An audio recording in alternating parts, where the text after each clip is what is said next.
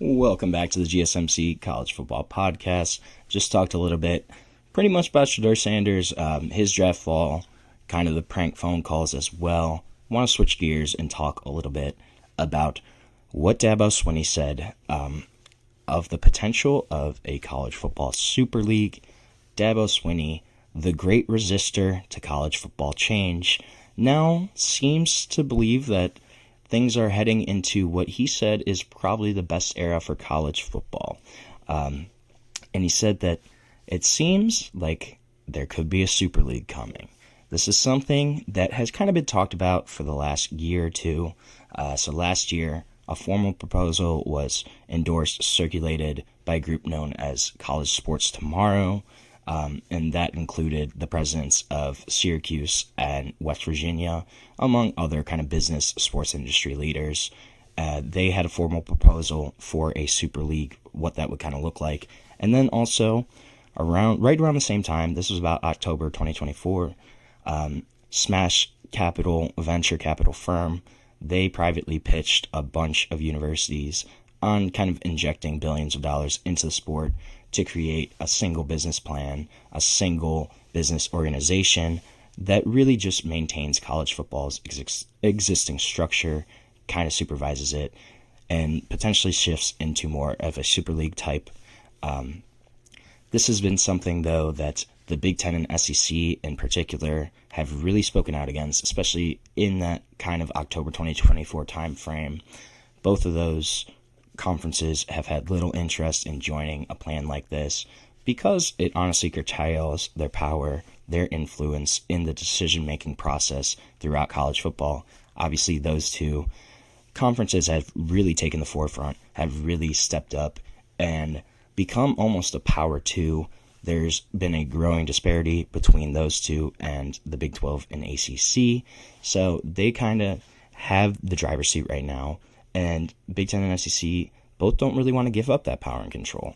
According to the leagues, both of those leagues' latest tax returns, Big Ten dispersed around $16.5 million to each of its members, and the SEC gave out about $51 million a year to each of its member schools. And these payments are much more substantial than ACC Big 12 payouts. They're going to keep growing. The Big Ten is moving to 18 universities, 16 going to SEC up to 16, and Dabo Swinney kind of said the dominoes are already in place for a super league to happen. He thinks it would probably include about 40 to 50 teams, and he was asked whether it would or should happen, and he responded with both. Dabo Swinney thinks it will happen, and he thinks it should happen. He was quoted, he said, "It's not sustainable the way we are, it's just a matter of time. It's one of those things, even though for some of us it's really clear to see, we just got to get through it to get there."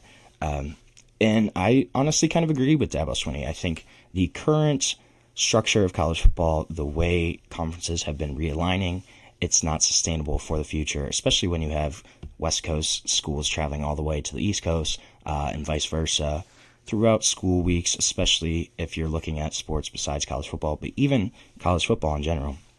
You take a team that, say like a Penn State, that had to go to USC last year and play on Saturday. At a minimum, they're going to have to leave Friday, probably have to leave Thursday. And then you look at when Stanford and Cal had to go travel to their ACC games, their equipment buses would have to leave on like the Monday of that week before the game on Saturday just to get there in time to ensure that the team had all their equipment, everything they needed for the game. It's not sustainable right now. Another big domino just kind of fell into place for this potential restructuring is that Clemson, FSU have pretty much finalized their settlements with the ACC. Both schools had sued the ACC respectively, separately, over a couple of issues. The main issue was the league's grant of rights, and also the television viewership. That was a big issue here. The main argument was there's hundreds of millions of dollars in future TV rights. If a school left the ACC, would those rights belong to the ACC through the end of their TV deal, which is in 2036? or would they belong to the schools, to Florida State and Clemson, if they were to leave a little earlier? And then the other big thing was the exit fee. The ACC had a really substantial exit fee. It had been around up to $165 million, just not tenable for these schools. Couldn't be enforced, really. And so the total cost now is going to drop. It's still at $165 for 2026, but it's going to keep dropping annually according to these terms that they've kind of agreed upon. And reportedly, it levels out at $75 million in 2030, 2031, which is much more feasible for these universities to pay than $165 million. Instead of facing a $30 million annual gap in revenue, it should be around 15 as well, because the ACC has introduced a new revenue distribution model that's really placing an emphasis on TV ratings. So obviously Clemson, Florida State are two of the more recognizable brands in the ACC. They're going to drive more TV viewership, and they should have more revenue from that than some potential other ACC teams. But 2031 is the big year to circle here. That's because pretty much every major conference's TV deal ends between 2030 and 2034. If there's going to be any kind of major upheaval in college football, any major restructuring, I think that's kind of the timeline to look at, is the next 5-6 years. What's going to happen in 2031? Because there's some TV deals that are going to end up.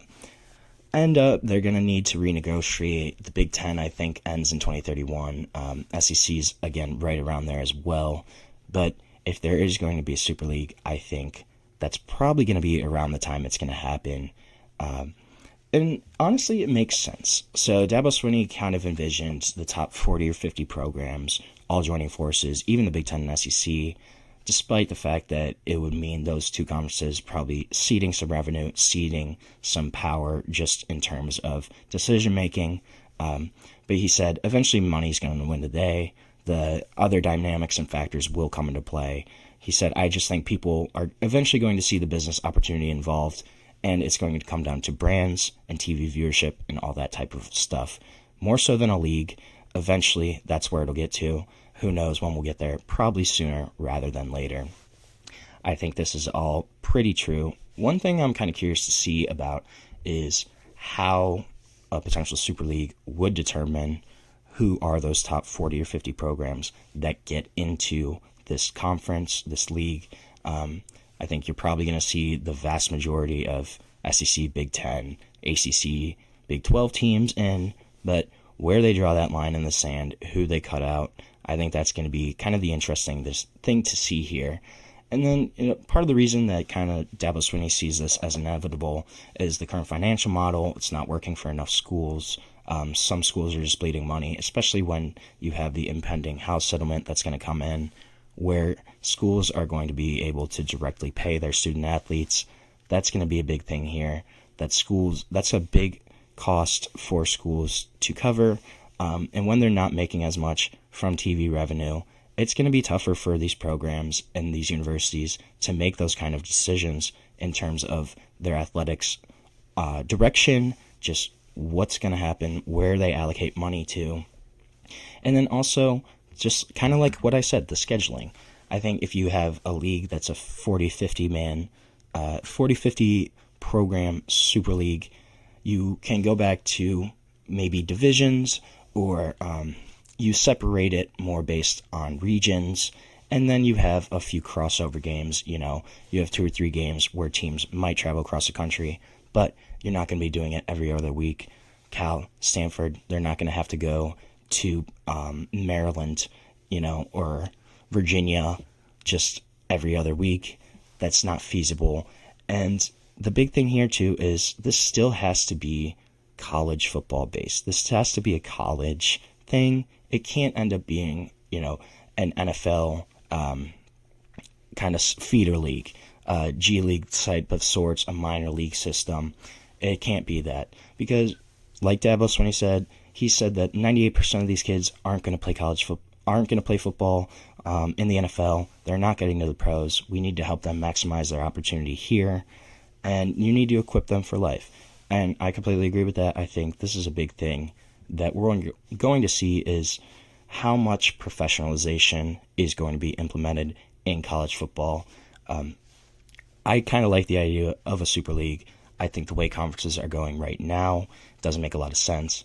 But if you have, say, a 50-league team, you split it up into 5 10-team divisions. You maybe go East Coast, Northeast, Midwest, Southeast, and a Pacific League, and then maybe like Texas kind of situation.